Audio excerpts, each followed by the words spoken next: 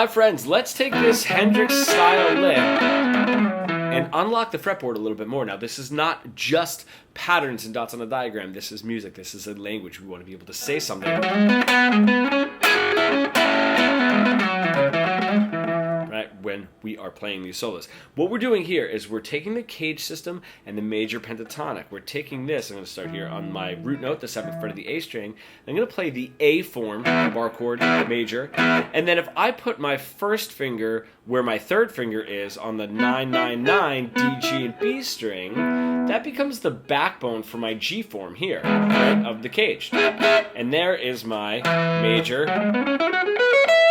pentatonic. So if I'm going to play this lick, it's 7, 9, 11 on that A string, and then 9, 11, 9, 11, 9, right, on the B string. And what I'm doing, sort of hammering on, let's just say if I do, I'm going to hammer on 9 to 11 on the A and also play the 9 on the D.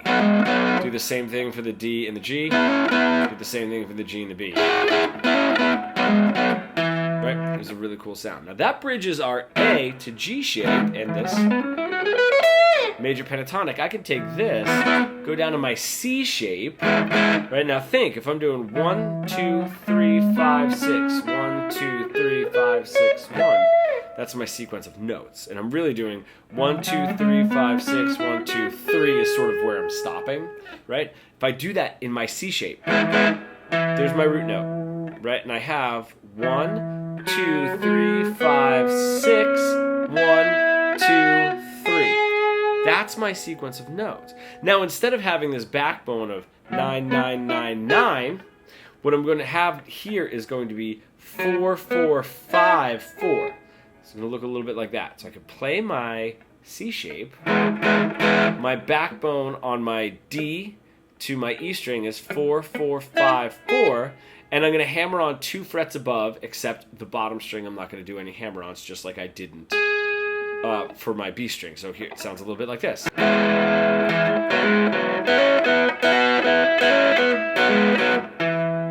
Same. Kind of a sound. And that bridges the 4th fret up to the 12th fret of our major pentatonic and the C, A, and G shape, knowing where we are if I were to solo in E major.